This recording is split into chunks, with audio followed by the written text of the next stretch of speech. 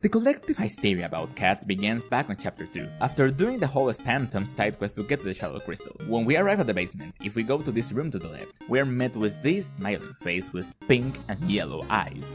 At first glance, one might believe that this was Spamton, but how could he? He sent us to the basement, he can't get this down by himself. Some people pointed out back then that he was just trying to copy Swatch's size colors, and he just decided to stick with the fit. And this is true. Spamton has not only copied Tenna's colors before. Big Shot also has various leitmotifs, especially Tenna's. And what is Matt Dummy's leitmotif doing here anyways? But what if I tell you that he is not trying to copy Swatch specifically? No, this goes deeper. After defeating a Spamton Neo, the Addisons dumps us all that there is to know about Spamton's backstory, that he was never as successful as them until he received a call from a strange someone. Furthermore, in chapter 5, if we choose to keep Tenna instead of giving him away to Marathon, Tenna reveals to us that at this point we just have to accept that Mike was Tenna's imaginary friend. Told him to tell Spamton not to accept the contract from the strange someone, and he just couldn't predict what was going to happen to Spamton, that he was going to run out on him. But why? Was Spamton in immediate danger, and who was he hiding from? Thanks to all of this, we know that Darkners hold memories from before the Dark Fountains were created. This is nothing new, of course, but as always, keep this fact in mind. Something that always seemed out of place was Spamton's obsession for the Neo suit, and his worshipping of the Shadow Crystal after he stopped receiving calls from the strange someone. And thanks to Shaman chapter 5, we now definitely know what Shadow Crystals really are. They are broken dreams, most definitely broken dreams from a Lightner, crystallized in a piece of glass. That's at least one mystery finally solved. Also, I'm very convinced that these broken dreams must have belonged to a Lightner because the Knight didn't leave the crystal there. The broken dreams, so to speak, belonged to Ghost Metaton. This also is reinforced by the book at the Sanctuary. And so wept the fallen star, making rivers with its tears. Then, slowly, from the bitter water, something grew. It looked like glass, and we know that the light world is always shown to be above the dark world. So this fallen star thing might be referring to certain types of Lightners. These dreamers, the Lightners, are represented as stars, and as their dreams are broken, they become fallen. How was Spamton even aware of this power? Maybe the strange someone told him, maybe some Darkners are sensitive to this kind of power, maybe his own dreams to be successful were exactly what attracted him to the crystal. We'd never know. But why was he so desperate to put his hands on that suit? We know the crystal gives power by itself, but the suit? Why was he so obsessed about it? Maybe he didn't want to use it against Queen. When he received the last call, the garbage noise call, he was threatened, and so he had to abandon Tenna so that thing wouldn't get into. What if I told you that Spamton was in fact hiding from the thing lurking in the basement? The only clue we had for what the thing even was looking in the game files. Turns out its name is image_friend or device friend. Which is funny, considering that some of the stuff also labeled as device underscore in the game files are tied to Gaster, or part of the medium we use to interact with the game. Also, I want you to keep in mind that the armor Spamton themselves, as well as the Dealmaker, both gives defense against cats. And looking back at it, his name resembles a lot to the Smile Dog creepypasta, and it's very fitting. Just keep that idea in mind. Spamton is running away from that thing. After chapter 2 finished, people were desperately trying to make sense of what the hell was that thing. Biggest clues the fandom had back then were Spamton's mysterious ramble about Mike, and the television smiling after Kris opened a dark fountain. And the only logical conclusion was that the pink and gold eyes belonged to the secret boss of chapter 3 or something like that. People were losing their minds during the 4-year gap between chapters. And lo behold came the Spamton sweepstakes. People swore that Mike was going to be chapter 3 main boss, and as you all know by now, the TV had nothing to do with Image Friend. Turns out Mike is just Tenna's schizophrenia. Most of the stuff here we saw on the Spamtons were just random junk. Hidden among all this junk, there was a whole blog written by Noel that gave us some interesting information about some characters. There are other videos here in YouTube going in detail through all of the sweepstakes and the items. Today we'll only be focusing on 3 main posts. Also, if you are wondering where did the friend inside me thing came from, it was from this tune. It sounds like a mix between a generic cowboy music and a Christmas jingle, so I kinda see why people had the idea of a cowboy being chapter 3's secret boss. There is this game that Noel likes to play called Cat Petters, that basically functions like a Tamagotchi or a Pokemon breeding game. game. One of the blogs is Noel going in detail on how to bug the game to get a weird egg. As you may know, Cat Peddlers 2 is one of these admin's favorite games. To those that don't know, it's a game where you take care of a cat and raise it. Sounds simple, right? Actually, the game has a really deep animation and breeding system, so players have been able to hex edit the game data to create brand new pets. If you download the right mods, you can raise birds, hamsters, cars, cartoon characters, and even more. Mew Mew's Queen Spamton family pack is a great example of how far things can go. However, you have to be careful, because not all mods are very compatible. When pets fall in love, an egg appears, and it hatches into a new pet that combines the animations and visual data of the two parents. Meaning, if you try to breed a hamster and a car, you'll either get a complete freak of nature, or worse, you'll get this message: incompatible pet. Then, the game will freeze and the music will glitch out. I was so scared of seeing this message as a kid, I would punish my pet so that they would never fall in love. If an egg did appear, I would throw it in the trash right away. I think you know where I'm going with this. Our first connection between eggs and cats. We could also say that this is a Tamagotchi, which is a Japanese wordplay combining tamago, meaning egg, and tomodachi, meaning friend. The next block I want you to pay attention gets even more strange. If you have no pets, it's known that there is a rare chance for an egg to appear giving you a random pet. This is the only way to get some of the secret cats in the game, which are still super rare on top of that. So it's a lot of waiting for eggs, hatching them, and throwing away tons of cats trying to get the perfect character. This caused other problems, but I'll explain that another time. But one day, when I was trying to get the ultimate cat, something weird happened. A white egg showed up in my screen, but there was a message with it: special. I was really excited. I've never gotten a special egg before. In fact, I had never even heard of it at all. I sat there for an hour waiting to see what it would turn out to be. Maybe I would be the first one to discover a brand new cat, but what was weird is the egg never hatched. I started to worry that it was some kind of glitch, so I decided to try and get rid of it before it hurt my computer. And that's where things got really strange. No matter what I did, I couldn't move or throw away the egg. I tried clicking it over and over, and in the end, all that happened is it made some sort of weird sound. This freaked me out so much, I deleted the game and reinstalled it, but the egg was still there. Now that I'm older, I think what happened is, I had so many mods installed that the egg didn't know what to hatch into, but at the time I thought my computer was haunted or something, or the egg was going to kill me. After a few hours of freaking out, I eventually faced my fears and loaded up the game again. The egg was there, but it didn't seem to be doing anything. So I started raising it like it was a normal pet, brushing it out and playing with it and stuff. By the end of the day, I actually started thinking it was a cool pet and maybe I could try to figure out how to upload it online as a mod. I wasn't able to do that though. The next day, when I opened the game, the egg was gone, with a message that said, "Left the home due to happiness." Usually, the message is, "Pet left the home due to sadness," and only happens because you neglected your pet. It's not supposed to happen because you were nice. Oh, one last thing. The egg actually had a name, but I don't remember what it was. It's been driving me crazy ever since. If anyone else has ever seen an egg in their game like this, please sign my guestbook, please. First one gets 100 cheesy points from me. This sounds just like a creepypasta. It was like the game was haunted, corrupted by the egg. The egg that spawned something on Cat Peddlers? Could this actually be Friend's origin? A corrupted, haunted cat that spawned from an egg? There's also another entry on the sweepstakes articles, on the PP's description to be specific. I barely even received fan mail, no pressure guys, but just in case I ever get an email from anyone out there, I have this habit of always reading my spam mail, just in case it's someone real. Maybe it's just weird stuff like hoochie mamas can get big too. I promise I wasn't looking at any weird size guys, okay? But one day, one of the spams I got was nothing but random letters and numbers. I figured it was probably a failed attempt at sending me a virus, but I thought, what if I try putting it into Cat Peddlers 2 as a mod? So I did, and weirdly enough, it actually managed to load. For people that don't know the game, it has a special visual style. All the pets are made of circles that get animated around. One circle will be the head, another the eyes, another the pupil, etc. But I guess the game didn't like the data very much, because this pet was only one blue circle. Yeah, just one blue circle floating in the air. The animations didn't work and it never moved, except for occasionally glitching out. All of these stats were really bad and all of my pets really hated it, except for certain ones, lol. I can't explain why anyone liked it, but it was really funny to see who did. What's weird is that the circles seem to be able to multiply. Normally you need 2 pets to fall in love to make a new pet, but after a while, even if the circle was by itself, a congratulations message would come up, and then there would be 2 circles. I thought this was funny, but the circles started piling up. I tried to throw them in the trash, but they were multiplying too fast. My screen was nothing but congratulations messages when the game crashed. Needless to say, I had to wipe out all of my pets. And we know exactly what this is. It's just a Pippi's, Spamton's virus. So, Spamton's spam form virus contacted Noelle, and not with the intention of harming her laptop. He sent that code, and it only targeted that game.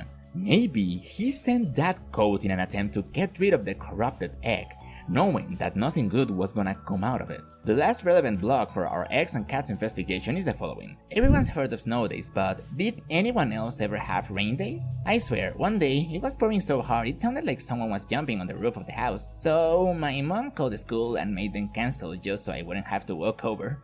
Like, come on mom, a little water never hurt anyone. Okay, that bit was foreshadowing to another level, what the hell? At least because of that, my friend would come over without an umbrella. Why? She was totally soaked. We had to put 3 of my mom's hair dryers on full blast for like 30 minutes.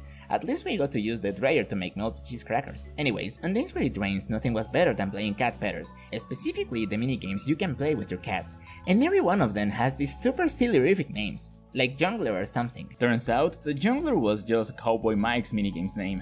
I remember being really into one of the games when I was little. I can't remember the name because it was complete nonsense. But it was the one that was like an endless cave, if that makes sense. I even made a guide to the rarities of the different cats you could get to raise your score. I sort of feel like there were more. Although, like, one time, I remember getting a cat and it actually lowered how many points I had.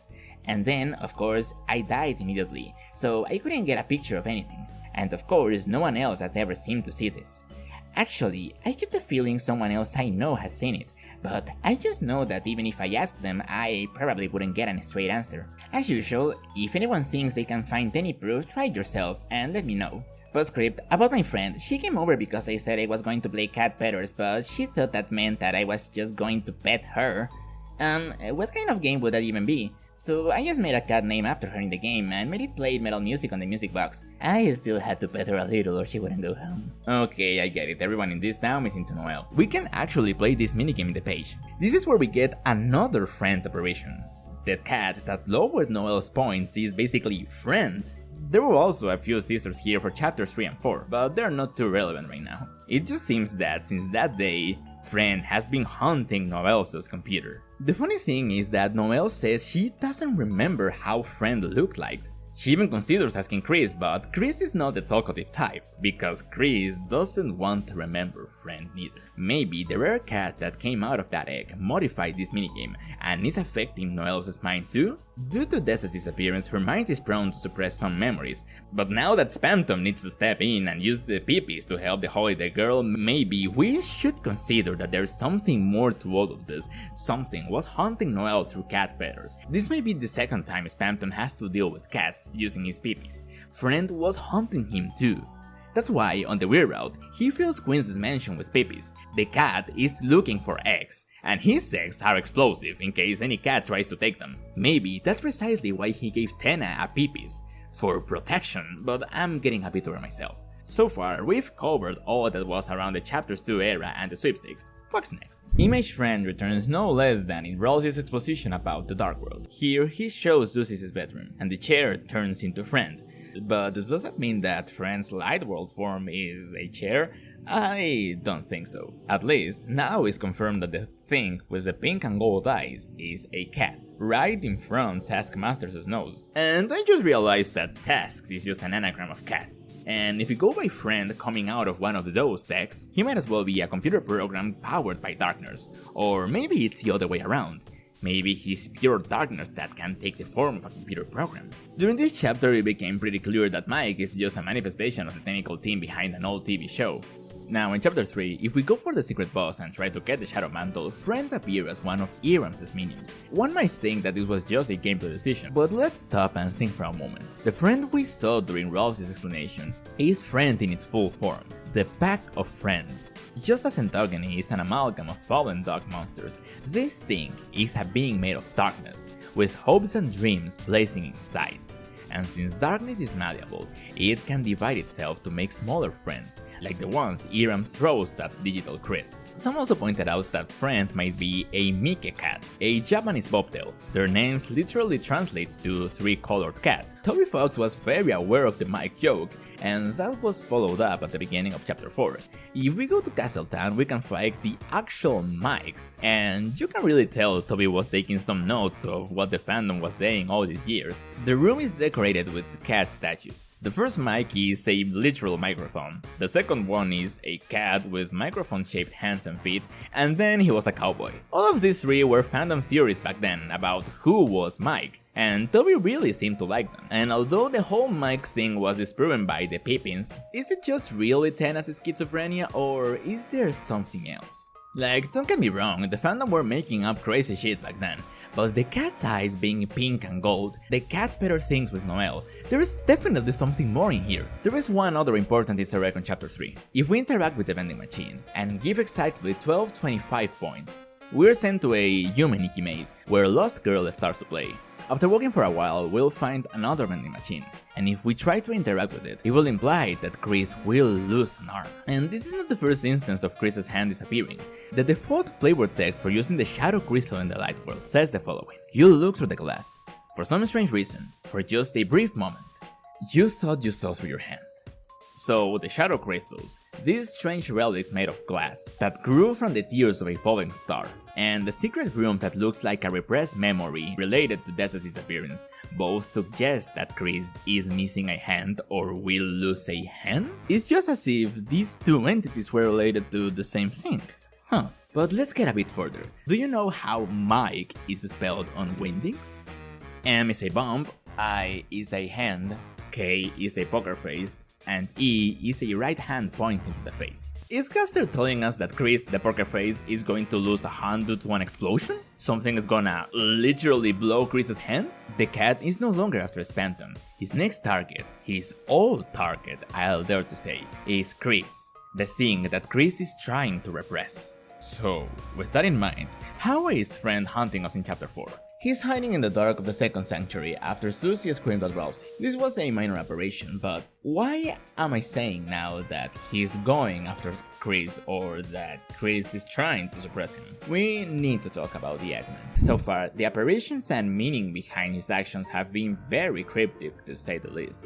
There was a time people said he was Gaster, then Papyrus, or even someone that Sans genuinely killed, and in chapter 4 it turned out that he was Kris's therapist for something that happened on Kris's childhood, something related to Dessa's disappearance, and Kris was sent to therapy so that the police and both families could figure out what happened that night, but all they managed to figure out was a silhouette behind the tree.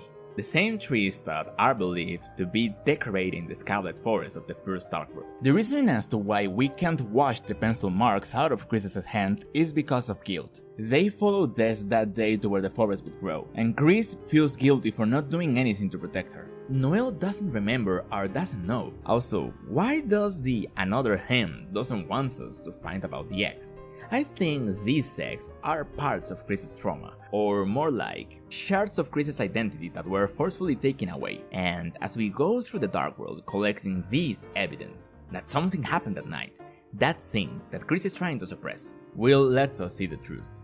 And so we need to talk about the egg from chapter 5. Just as basically everyone, I didn't expect Mew Mew as a secret boss, but hey, Snowdin, Dogshrine, and following the rule of no Undertale rematches, it kinda fits. It also follows the themes of freedom just as the rest of the other secret bosses. Jebel presented the idea of freedom, Spamton wanted to get rid of his strings, Iram was free to manipulate and harm others for the sake of their own selfish entertainment, and Gerson was about writing our own fate. I know I've gotten the themes of the secret bosses very wrong in the past, but I think we can all agree in these 4 points. Pink is no different. She is both a lightener and a darkener, both having their own personalities and identity, fighting for control of a single body. I find it very funny that Kris is always fighting a boss that's a constant reminder of the cage. And for these reasons, the secret boss always end up helping the lighteners in one way or another. Maybe Spamton was also trying to help Noelle by getting rid of the haunted egg, and I'd argue that the Thorn Ring could also be helping Noelle.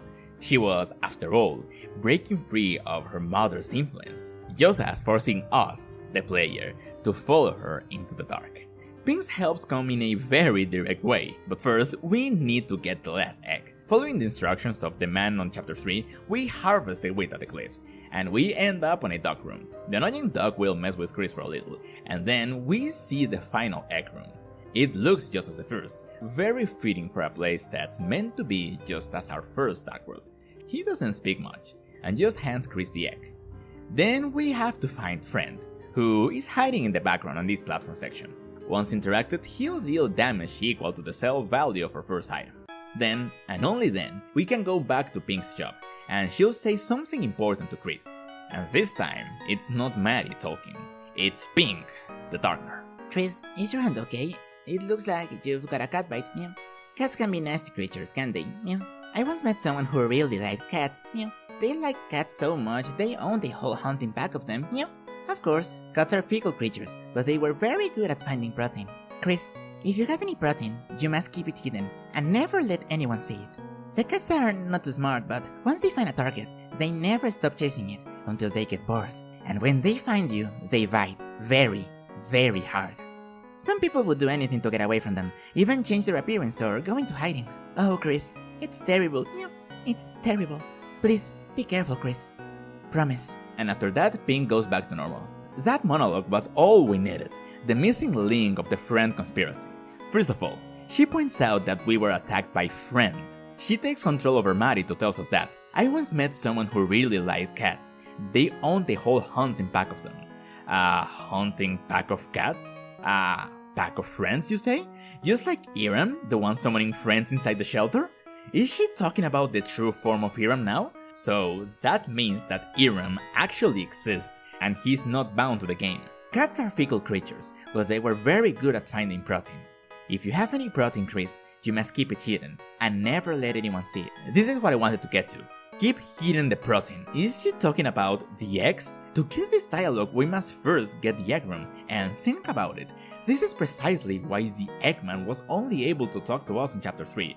Because the Eggman here was somewhere else. He was inside the game, not the Dark World. Friend couldn't get to him here. Friend is looking for the eggs. Some people would do anything to get away from them, even change their appearance or go into hiding. So that's the reason why the Eggman is hiding, talking to Kris through cryptic messages and foggy childhood memories, because Friend is going after him. He is keeping the eggs away from Friend. He even uses the same trick as Spamton on Cyberworld. Apparently, these cats only go after valuable stuff. They'd never look for the egg room in the trash. They'd never look for Spamton in a dumpster.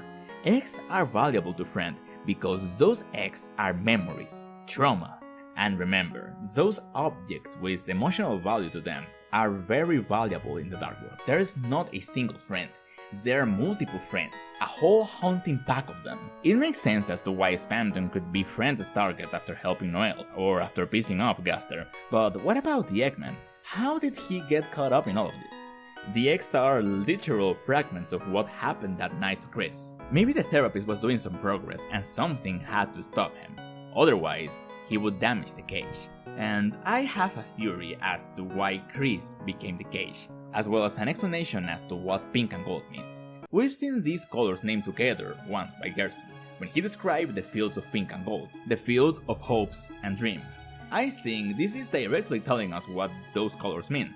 Pink is hope and gold are dreams. Flower being the golden boy who defends the dreams of the flowers at the end, and hope being represented on Susie, the girl with hope crossing her heart, and Mew Mew, the sad ghost girl whose hopes were at last made true when she was given Pink's body. These two elements are always described together. With that in mind, what if the process to turn Kris into a cage was to extract the hopes and dreams of their body, to hollow the human and turn it into a proper cage, and then replace the original soul, the science soul, and it's clearly shown to us that Aqua acts like a younger version of Kris with the player's soul. And this happened when Kris was very young, after seeing something on the shelter. That day, Kris's identity disappeared. It was stolen and replaced with a red soul. Although it's not very clear for how long the soul has been in possession of Kris, but some interactions on the Holiday Manor, like the part mentioning Kris pretending to rip out a heart as a kid, might suggest that Kris has been haunted for a while. Either that, or Kris was in autopilot until the player took control over the soul. That's why in Ooz's blog, it says that Kris was always very sulky. and that Kris didn't respond to Susie's attempts of bullying. Okay, but how does Kris' identity being replaced by us connects with the pink and gold? If the thing that gives a soul a purpose is not necessarily will, but hopes and dreams. If you were to extract that from Kris and put it somewhere else, how would that look like? Pink and gold. And what else is pink and gold? Spamton's eyes? But Spamton's eyes are not original, he's just a copycat. He's just disguising as Friend to hide away from him. So that means that Friend's eyes are made of hopes and dreams discarded from a small child long ago. That night, Kris's identity was erased, turning the dreamer's child in a cage to act as an empty husk, a vessel for the soul. And Friend, the cat, the cage made of pure darkness, now acts as a hunter, bound to the body, now haunts anyone and anything that tries to damage the cage or gets in the way of Dr. G's plan. Friend won't let Spamton help Noelle to find the truth about what happened that night, even indirectly. Of course, on the weird route, Noelle breaks away by other means. If Spamton can help her the easy way, he'll have to do it the hard way, giving her the Thorn Ring, and helping the player to overcome the strange someone's plan. The eggs, I believe, are little pieces of trauma that the therapist managed to extract, and Gaster is trying to keep them away from Kris so that the cage keeps their form. And what will happen if we get to the ending with no eggs? Like, let's say, we fall through the lake into chapter 7 with just one egg collected, since we only can get one egg during the weird route. In that case, the hunter will leave us be, with Kris only recalling slightly what happens at night. But on the normal route, with 5 eggs collected, Friend won't leave us alone. We're literally collecting the eggs that tell Satan our location. And he's taking more than just some eggs, he's going for our hand. And speaking of hands and cats, I also noticed that Katie's dad is missing an arm, and this is kind of unsettling because Katie, the white cat with pink and gold on her palette, the girl that Noelle made a character for in Cat Betters, is also the one who used to hang out with Kris and Noelle at the forest summoning weird stuff. But do I think that there is a connection here? Not really. This is just a red herring or foreshadowing. Or at least I think so. And you know what? That might be it for today. I really hope you liked the video, guys, and if that's the case, remember to leave a like, subscribe and hit the notification button. That really helps me and the channel. And let me know in the comments down below what you guys think. Thank you all for watching, and I'll see you all next time.